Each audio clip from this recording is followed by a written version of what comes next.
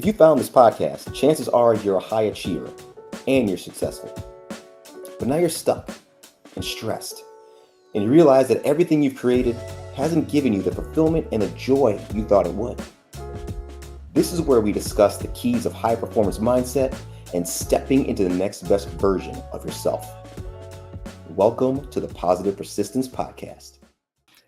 Welcome back to another episode of the Positive Persistence Podcast, where we bring you stories to inspire you and strategies to help you tap into your potential and become your best self. I'm your host, Bowen, and today I am joined by Carl Jacoby. Carl's a dedicated high-performance coach with a passion for transforming the lives of fathers. Drawing on years of experience as a successful entrepreneur and Army combat veteran, Karl empowers dads to achieve clarity and unlock their full potential, enabling them to lead their families with confidence and purpose. His coaching programs address the essential pillars of fatherhood, including instilling core values in children, balancing discipline with emotional connection, and building resilience. By working with Karl, fathers learn to navigate the pressures of modern parenting while becoming the role models their children need. His mission is to help fathers 10x their lives, creating a powerful legacy that endures for generations. Karl, welcome to the show. I am so excited to have you. Brother, I appreciate this, man. I'm honored and thrilled to be here with you. I appreciate this opportunity. Absolutely. So for our listeners and our viewers who may not know, Karl and I have been in a couple of coaching programs together. That's how we met. And Karl is a entrepreneur, and as we already discussed, an Army vet. And so I'm going to thank you for your service, sir. Appreciate you and all that you do. And what I'd like to start off with, Karl, so our listeners and viewers kind of get a taste for who Carl Jacoby is, if you can kind of give us a little walk down memory lane and give us a little insight on what life was like for you as a kid coming up. Ooh, yeah, man. So you have the Kleenex ready? Let's go. You talk about memory lane, man.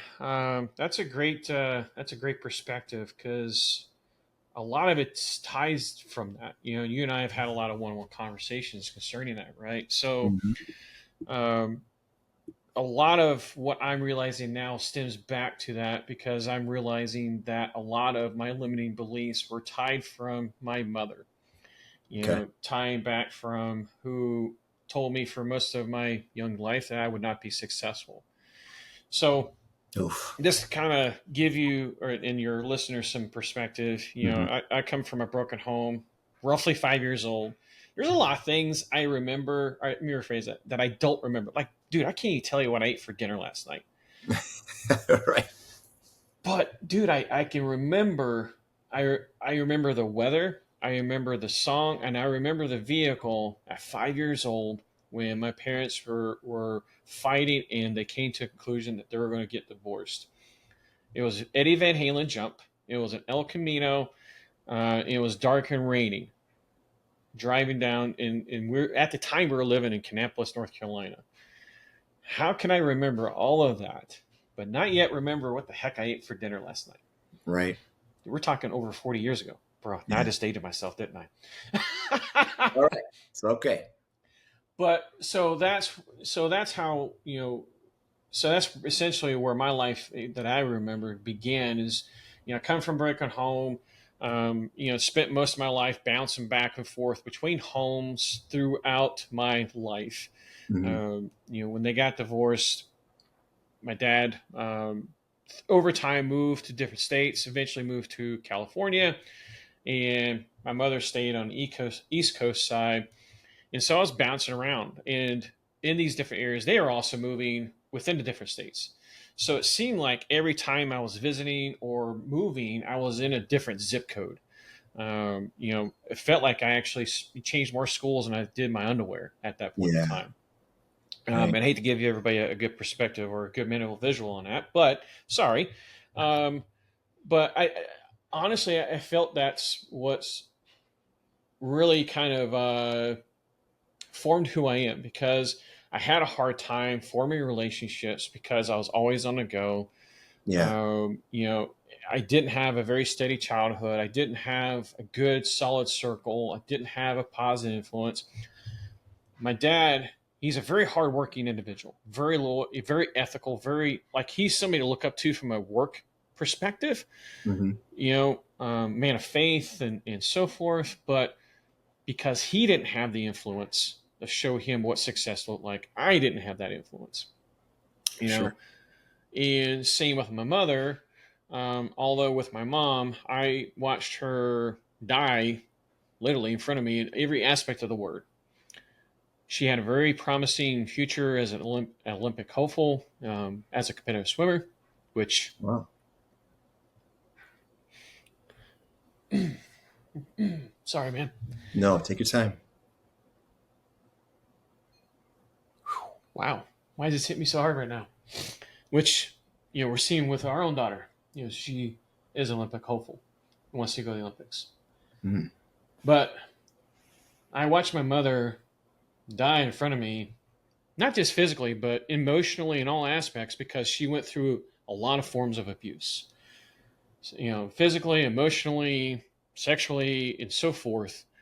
And over time, I learned that my mother also went through abuse, or I'm sorry, my grandfather by, her dad. And I later learned that he was adopted, and so there was this chain of events, that was passed on, passed on, passed on. And Yeah. so I don't hold any grudges against my mother. Unfortunately, my mom and I never got to reconcile before she passed. But in doing this research and learning about all of these different things, you know, she only carried what she learned, right? And so she only knew how to be abusive. She only knew how to talk negatively. I had aspirations and dreams and so forth too, right? I mean, this is like you did when you were a child.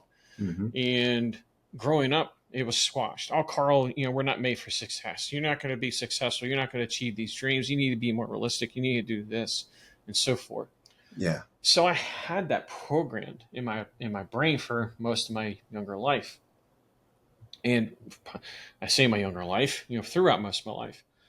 So anyways, fast forward, man. I was probably, in my late teens at this time, 16, 17, living with my dad and dude, I was a hoodlum, man. I was a hoodlum, and I didn't take school seriously. I think I probably went to school, I don't know, maybe a couple hours a week. And this is in high school in California. Right. And I, my dad and I didn't have a great relationship, and mainly because of me acting out. And so I get kicked out of the house after throwing a party. I guess you're not supposed to do that. Totally joking. Right. But I ended up throwing a party, and that could lead to another funny story, um, which kind of alludes to the fact of careful what you say around police in a small town, because you never know when it comes back to bite you. But I ended up getting kicked out of the house, and so I was living, I was bouncing from house to house. I mean, that's was my life for like 2 years of my, between 16 and 18 years old, or Hmm. 17, 18 in that time frame.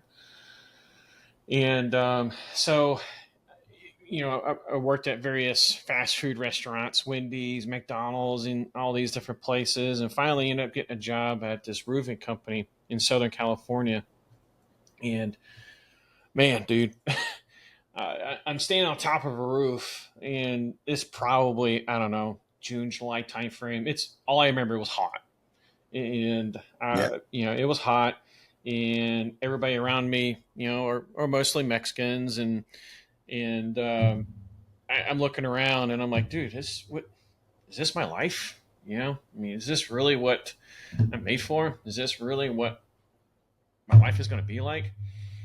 And I had to do something different, man. And roofing is hard, man. I gave those guys props because that's hard work. Especially in Southern California. One of your most popular roofs is what's called shake roof. It's basically like wood tiles on top of a roof. Yeah. And so we ended up doing a tear off, and I'm just standing there. I'm like, I got to do something different. So I went in the military, and so I went in the army, and signed up in the infantry and went down that road. Spent a good amount of time overseas. This is probably in 95 when I went into the military, Okay. and 95, 96 time frame. And yeah, so I spent a couple of years in the military, and as it came to an opportunity to either get out or to reenlist, was coming into the window. And my career prospects in that current line of what I was doing in the military as an infantryman was not very forward looking in the civilian world, unless I wanted to be a cop. And I didn't want to be a cop. I watched my mom in that chapter. She was a cop. She spent the majority of her life in law enforcement. And so I saw what that looked like, and I didn't want any part of that, Yeah. especially what she went through as a female officer in that era. Naturally, I'm not female, so I wouldn't be subjected to that, right? But still, I watched that, and that all I could remember were the negative things that she went through, and I didn't want any part of that. Yeah. And so I ended up our unit that we were deployed with in Bosnia was a Black Hawk unit, and talking to crew chiefs, were like, yeah, man, they were talking about how amazing life is, and how they never do some of the things we had to do in infantry. And I'm like, phew, all right, let's go. Career prospects were a lot more brighter in that career path versus Yeah. learn how to shoot a gun, right? Right. Or learn how to walk with a big old 150-foot or 150-pound backpack on your back. And so I ended up reclassed in aviation, and that's where pretty much everything kicked off in a sense of my career. I spent an additional 6 years in the military, and got out in 03. And just after we invaded Balad, Iraq, I was fortunate enough to get out and did the same kind of work I did in the military, but as a defense contractor. And yeah, I stayed in that life in the defense contracting realm probably until 2019 in various spots, either overseas or here in the U.S. Mm-hmm. And over that time, though, I did develop an interest for an entrepreneurship, and that's probably some of the story I've missed here lately. Was in '99, I always I didn't know it as entrepreneurship. I knew it as a side hustle. Like like if I want to make more money, I want to go make more money, right? Mm-hmm. And so I started a side hustle in e-commerce, and at that time it was eBay. That was a thing that was popular. Hey, go on eBay to buy this or buy that, right? Right. Like Amazon is today. Mm-hmm. Um, so that's where essentially my entrepreneurship journey began. And so over time, I ended up moving into the Amazon platform and learned how to develop businesses using the Amazon platform, and left the W2 world in 2019 and been full-time entrepreneur since then. So yeah, that's the memory lane in a nutshell Yeah. of Carl Jacoby. Now, Carl, you had mentioned that you had businesses with that Yep, e-commerce. correct. Um, Tell us about that. Yeah, so it initially started as selling products of different brands on the Amazon platform, be it toothpaste or feminine products or whatever, or even lotions, for example. So it wasn't like I was creating my own brands or my own products. I was essentially finding brands and products that were selling well, and then I was just going to either distributors or what have you, or partnering directly with the brands to sell their products and scaling those brands with them. So that's where essentially it began. And what I later learned is, and this is something that's so amazing about e-commerce, is especially in the Amazon space, is you can develop multiple businesses in that ecosystem that are very complementary with each other. And I'll give you an example. As I grew as a company, I essentially took my logistics part of my business and created a standalone company, what you would call as a 3PL, a third party logistics service, where we would take products of other sellers, either they were from overseas, whatever, to also send their products to Amazon or now Walmart, or maybe fulfill the orders directly to the consumer, right? And so, that was a whole standalone business that I separated into its own company. And so that we developed that business, and over time, I actually ended up selling and exiting that company. Um, Another part of the or another business we had created with a partner, Jimmy Smith, was solving a problem that at that time a lot of sellers were having, in the sense of making sure that they're keeping products in stock. They knew when to buy the products, how much money they would need to buy. Basically solving that restock problem.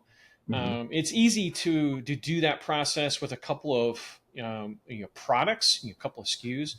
But as you develop in hundreds or even thousands or tens of thousands of products, you can't do it with an eyeball. You need software or some type of solution to tell you, when you need to restock, what you need to restock, and all these different things. So I met up with another seller. We came up with a solution to solved our own problem. We're like, well, if we had this problem, I'm pretty sure that other sellers are having this problem as well. And long story short, yeah, that solution became its own business, and in I eventually exited that company as well. And in this space too, I also develop content, basically coaching and courses of how to be successful using the Amazon platform, Hmm. mostly in the selling space. How to work with brands and how to find products and so forth to sell products on the Amazon platform, and of course now Walmart as well. But my Yeah. expertise is mostly in the Amazon space. So, So yeah. how does a kid from, we'll call it, a broken home, who grows up into being a hoodlum, have the wherewithal and the guts, if you will, to enlist in the military and then eventually own multiple businesses? Like, that That's is a an amazing story. Appreciate it. And now that you put it in that perspective, I didn't really think about it that way, to be honest with you. Um, at the time, man, I just wanted to make more money, Yeah. because you know when my journey began as an entrepreneur, I was starting to have my own family, and so I was taking the lessons learned, from my parents. Like me, I don't want to have the same thing, Hmm. and not just from a broken home perspective, but also from a financial perspective. So I came to this like I want my kids to have what I didn't have. Yeah. So I just wanted to make more money, and I was willing to explore whatever options there were to be able to make more money. And risk was something that was not really like I joined the military, right? And I served various combat zones and so forth. So, from a risk perspective, what's the worst that could happen? I lose some money. Okay, big deal. At least I'm still alive, right? Right. So in that respect, taking a risk that wasn't that big of a deal for me, because at that time I still had a full time job. So if I lost some money because I started a business, no big deal. But I liked e-commerce because it gave me the ability to do it anywhere at any time. And I didn't have to have a dedicated store. I didn't have to have, any kind of special things. I mean, it started off my kitchen table, essentially, this business. Yeah. And so that's really how it all began, and where it is today is, I just wanted to make more money, and I was willing to take the risks. It's time to ask yourself, when was the last time you prioritized you? Did you know that research shows that nearly 85% of high performers struggle to maintain a performance mindset while juggling the demands of work and personal life? Those who actively prioritize their performance mindset and personal growth are 30% more likely to achieve their goals in business and life. If you're feeling crippling stress and anxiety, or if you're feeling guilty when you take a moment for yourself, or if you're stuck in the grind and feeling burnt out, you're not alone. Many of us yearn for more, but struggle with the fear of being judged or feeling selfish. And you want to step into the next best version of yourself. That's why I created the Rinse Method, which got me from paraplegic to marathon runner. backed by science-based proven strategies and now customized for high performers like you. If you're stuck and stressed and want clear steps that you can implement today to move forward, make sure you visit thepositivepersistence.com to download our free rinse PDF. Let's talk about the fact that you, during your formative years, that you had a pretty traumatic experience happen, and obviously it was traumatic if you can remember so many details about it. Mm-hmm. When your parents split, and then growing up in a household where it sounds like, and correct me if I'm wrong, the negative mindset was kind of the MO, if you will.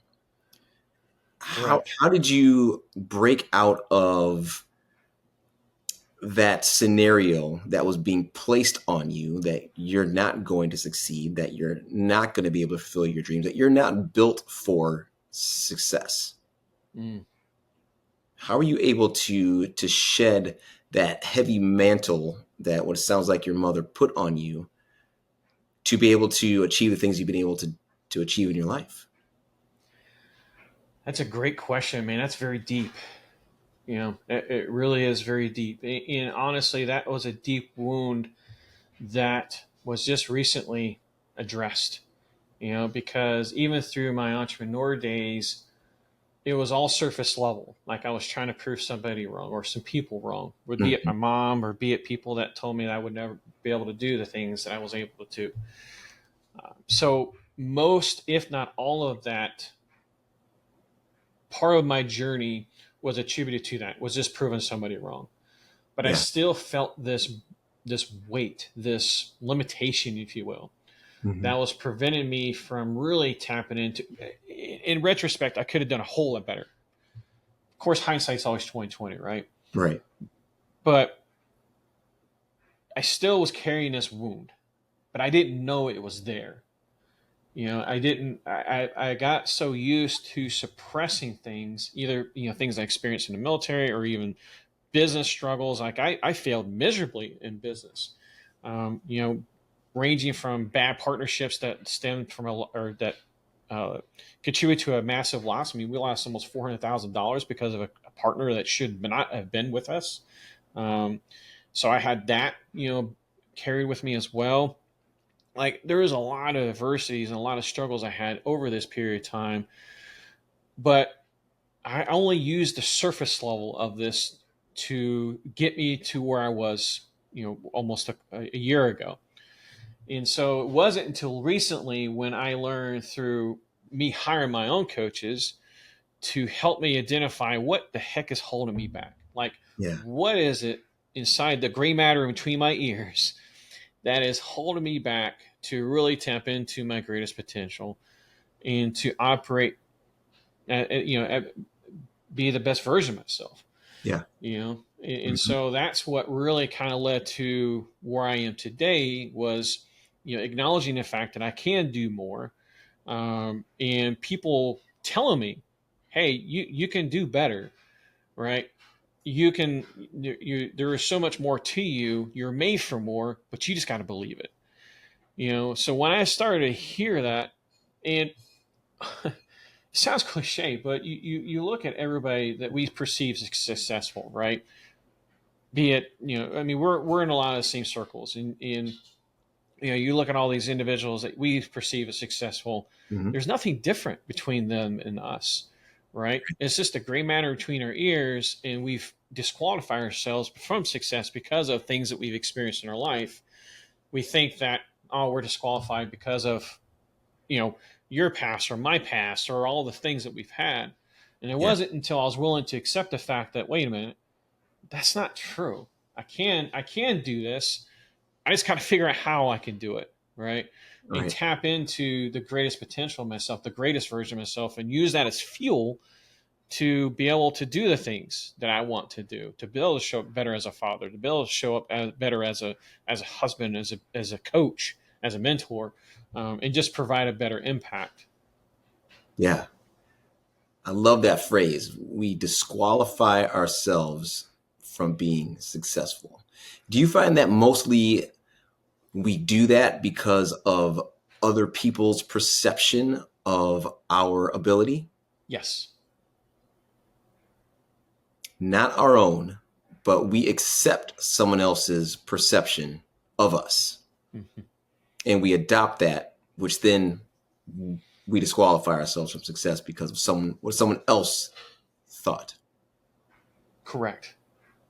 I mean, that's so true, but so crazy It is. to think about that we allow someone else to put a governor, if you will, on Oh, our governor. power and on our potential. Like that lid is set by somebody else.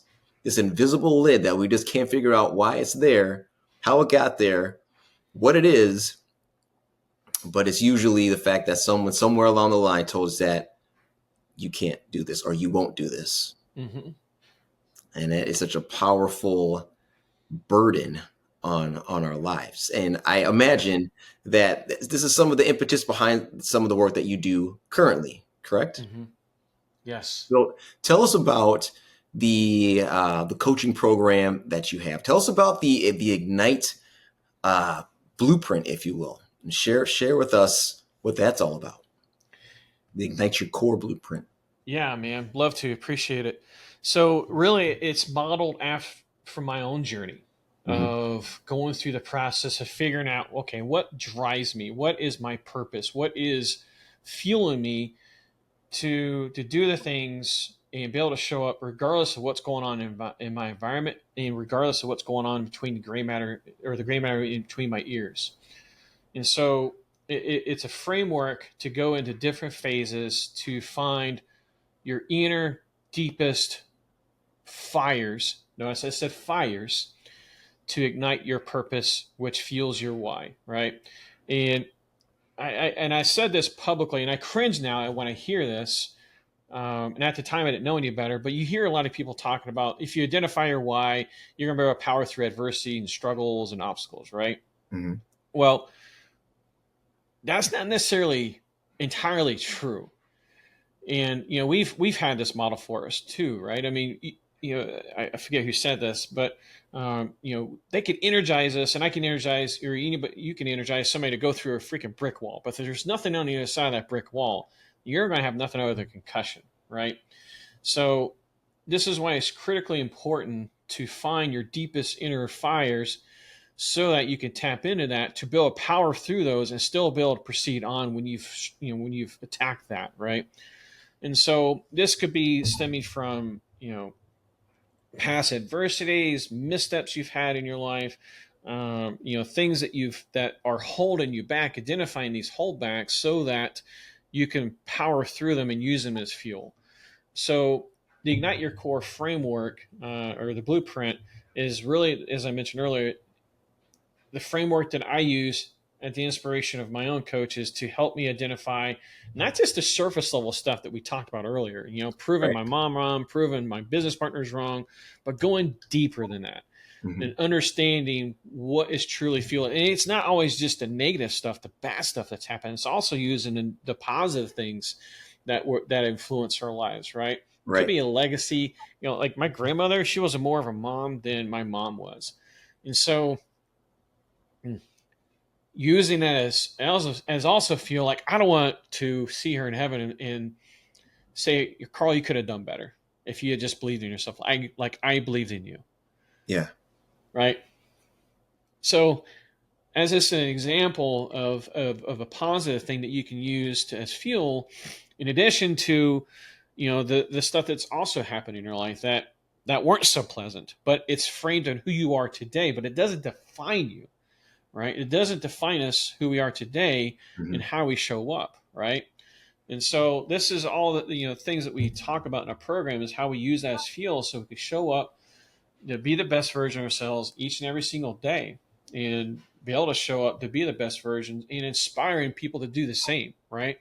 Yeah. And for them to be able to find what fires them up and ignites their purpose. What is it about fathers that you're passionate about and that makes make it a focal point for you? Because we need it, man. Especially now. We freaking need them. And this is only from my personal experience, and that's probably why I'm so passionate about it, because again, it's nothing, against my father. I don't blame him because he didn't have the best example as a father either, right? But as I mentioned earlier, my father was a very hardworking person, very Christian, very very somebody you can look up to from a moral compass perspective, from hardworking perspective. Like he was that person who was willing to work night and day to make sure that his family was provided, or me that was provided for, right? Yeah. And so from that perspective, he was an amazing man. But for somebody, and we did have some good memories. Don't get me wrong. He and I also as well have a very different relationship. Thankfully, for the good. We're close. We share, like motocross, for example. We share that, sport, and we had some good memories together in that. But there weren't a whole lot of them, Right. right? And so, carrying this on into my own family, I found myself carrying the same thing. And one thing I hadn't talked about was I wasn't as present as I should have been in my own family, because I spent a lot of time grinding in my businesses because I thought that was the right thing to do. In Yeah. addition to working a W 2 job, I was also spending a lot of my time, building businesses and just hustling, hustling, hustling, hustling, because I thought that I was supposed to do that. Right. Mhm. And even after, I became a full time entrepreneur, I still, that like, it didn't change. And so taking those lessons learned, especially after I see not only how it impacted my kids today, but also how it impacted me, and where I see our culture now. We have no choice. Like, this is not a matter of I want to. I feel this is I have no choice but to make this as a movement to help other men show it better for their kids, break that generational curse that's been handed down, handed down. They think that's all they know, right?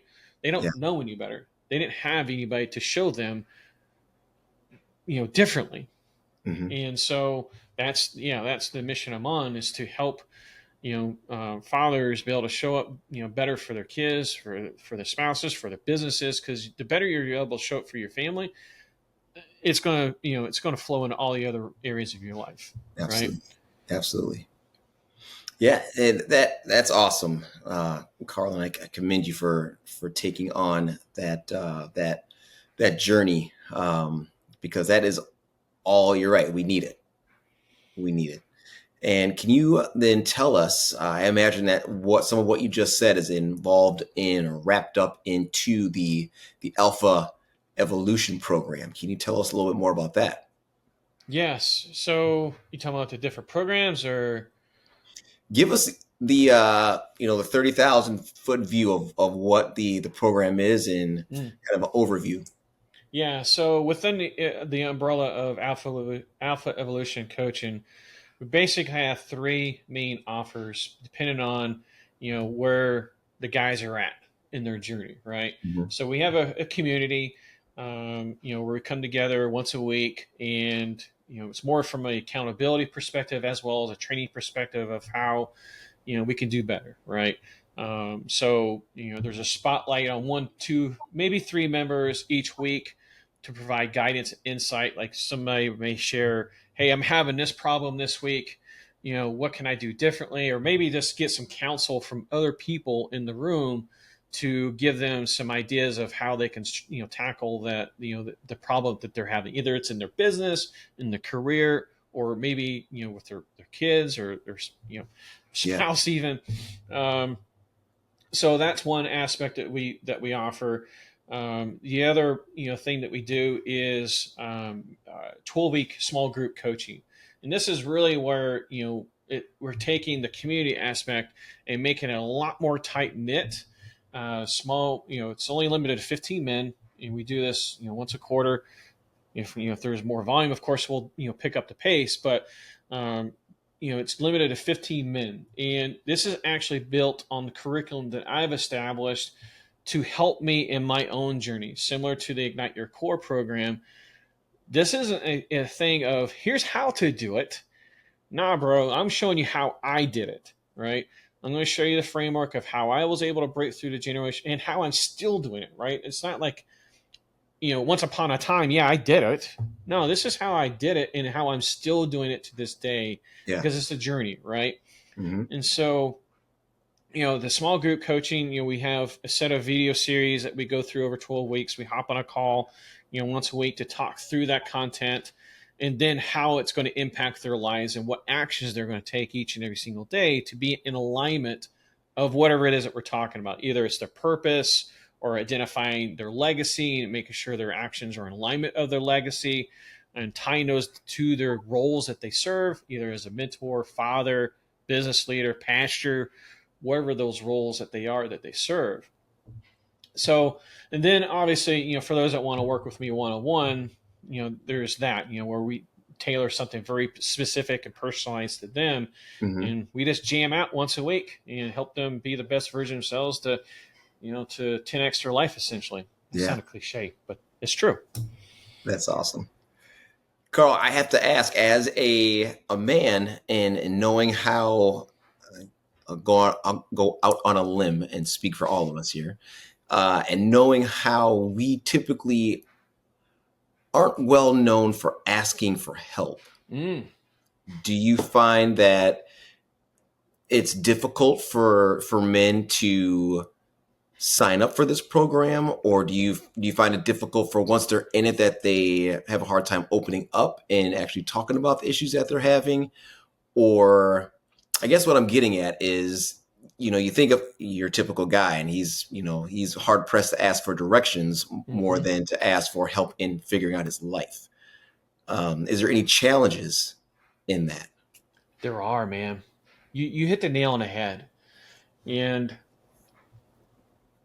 so in this journey of exploring who I wanted to serve, um, I, I actually had a one-on-one client, and at the time, and we were jokingly we're talking about asking questions. Oh, because part of one-on-one, as part of my requirements in a one-on-one coaching program, is every week there's 3 bold asks that you have to have in your week as part of your power list for the week. And the 3 asks could be like, it could be anything that's going to move your life forward, right? It could be asking a friend a favor, or it could be meeting somebody, but it's going to be 3 bold asks that's going to propel your life forward. I had to make sure I say asks, not the, because sometimes I say things weirdly. Asks. Yeah, Yes, got you. I got not the other A word. All you. Right, right, right. but so in that, in this process, I was talking to this guy's wife, and she's like, "That's going to be hard." And I'm like, "Well, why is that?" Because guys don't like asking for things, especially for directions. She said that and jokingly. I'm like, Yeah, yeah, "Yeah, you're right." But right. in hearing that, though, she's very correct. She's very true. Like, we don't like asking for things because we think it's, because there is this perception that it makes us weak, right? If we're asking for help, we're seeking counsel, it makes us weak. When, dude, that's not that, dude, that's how far from the truth, right? It actually makes us stronger because we're willing to seek wisdom. We're willing to seek, that place of to make us better. But there's this, misconception that if you're asking for help or you're being vulnerable and raw, that you're weak somehow. You're not this macho man, right? Right. And so, my wife and I have talked about this, quite intensely, because her culture, she's from Mexico, and obviously in that culture, the male are very macho, right? They don't Machismo. show emotions. They don't show, those things. And so, that being said, yeah, it is hard to tap into that market because either A, the men don't really know it, like they know it, but they don't know it, right? Because it's not until you discover it, it's like, oh yeah, yeah, I can, yeah, that, yeah, I do have lack of clarity. Oh yeah, I do have, inconsistent actions. That's in, I do not take action because I'm afraid of whatever, right? Yeah, But we oftentimes don't know until we're asked. And because we just have this thing in our minds, like we're broken for some reason, because we're not able to do the things that Ben Newman is doing, or that Kobe Bryant's doing, or Mark Cuban's doing. We think we're broken because we don't have that, right? So yeah, it is harder because of that very thing. Men just they stay themselves, and they grind and they grind, and it's either they're going to do something because they're in a hospital and they realize that they've had a life of regrets and they don't want those regrets to Yeah. be you know. So yeah, there's different aspects, but yeah, it is harder for that men to reach out. Yeah. I can only imagine that it's difficult not only to reach out, but then actually become comfortable with Mm-hmm. admitting some of your failures publicly, or admitting um, or actually getting in touch with your emotions, which Mm-hmm. men really aren't stereotypically known for. But to be able to do the deep work, those are the things you have to be able to do. I want to Right. read a quote from you and ask you to unpack this for us a little bit. You say that I'm dedicated to helping you break free from your head trash Mm. and redefine what sustainable success means in family, business, and personal growth. Can you kind of give us what your take is on the head trash and being able to redefine sustainable success? I love that phrasing. Yeah. Fortunately or unfortunately, I can't claim that I can't coin that as my own. I actually heard this from somebody you and I were in a group with in our in Mhm. our coaching programs. But yeah, so but it sums it up perfectly because we have more conversations in ourselves in our minds that prevent us from moving forward than the opposite, right? And especially if you've got a rather colorful past, whether you're a victim of abuse of some ways or various ways, or you suffer trauma from the military, whatever your past has entailed, we let those conversations overtake us in our minds to prevent us from taking the actions that we should be doing, that we can be doing, but we talk ourselves out of it because we think we're disqualified. We're disqualified from helping people because we've had this past. Well, bro, you're qualified because you've had that past, right? Right. Like you're extremely qualified to talk about your success because of who you used to be, right? You've got an amazing journey of how you've overcame, right? And now you're qualified to talk about that to help others inspire, regardless of the health challenges they've had. They too can tap into that, right? That most powerful source. Hmm. Like myself, and it took me so long to actually understand and believe that our mind is more powerful than we give credit for. Yeah, absolutely. And I heard this quote from somebody, I think it was David Goggins, talking about how our mind is more powerful than our physical abilities. Like we give up quicker just because it's hard. Well, yeah, these things are hard, but the sustainable actions are doing the things that are in alignment of your vision, in alignment of your long-term vision, regardless of the conversations that go on in your head, regardless of what's going on as far as noise in your environment, be it in your business or in your career, or maybe you've got some bad news, or opposite, maybe you've scored some pretty good wins and you've let off the gas, right? And so that sustainability comes from continuing to attack the process day over day and not letting the head trash or minimizing the impact that this head trash is going on inside your head, preventing you from moving forward. Even if it's just one step at a time, one step forward, one step forward. And before you know it, you're going to look back and be like, man, that version of Carl 6 months ago was drastically different than he is today, right? Yeah. So we talk ourselves out of so many different things because of things that we've been through, or of what people perceive of us, right? We Right. talked about this earlier, Hmm. Hmm. and it's all these voices that's going on inside our minds, these fears and these things. And it's just like, look, everybody has these fears. You think, all these people on stage that speak publicly or all these super successful, they don't have fears. Oh, they do, right? But they face that fear and they say, okay, you're there. I see you, big boy, but I'm still going to smash it. I'm still going to move forward. I'm still going to move forward. I'm still going to move forward because, my fire inside my core is so strong that I'm willing to face this because I do not want my legacy to be different. This is my legacy, and I want to make sure my thoughts and my actions are in alignment of my legacy. Right. And that kind of sums up another quote from you. That is, everyone is made for more, regardless of their past or the stories they've been told. Yes. And, you are doing an amazing job in helping people realize that and helping fathers become the best version of themselves. And at a time where we need that very much. Agree. Karl, I want to thank you so much for joining us today. Let our viewers and our listeners know where they can find out more about you and where they can find out more about the Ignite Your Core Blueprint and Alpha Evolution program. Yeah, absolutely. So the easiest way to find out is go to successwithcarl.com.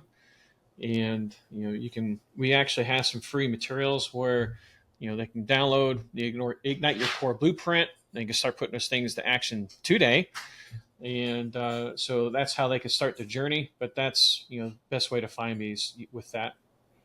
Awesome. All right. Well, again, Karl, thank you so much for dropping some knowledge today. A lot of pearls of wisdom in there. And I appreciate you, and I appreciate all of our viewers and our listeners for tuning into this episode. And guys, I know it is not always easy, but do your best to stay positive, stay persistent, and remember, mindset is everything. And we'll see you next time. Thank you for tuning in and being part of the Positive Persistence family. We're having a great time creating this content, and we truly hope it inspires you to embrace positivity and persistence in your own journey. If this podcast episode inspired you or entertained you, scroll down, hit those stars, and leave a comment or two. Your 5-star reviews and shares encourage us and help us grow the show. So until next time, stay positive, stay persistent, and remember, mindset is everything.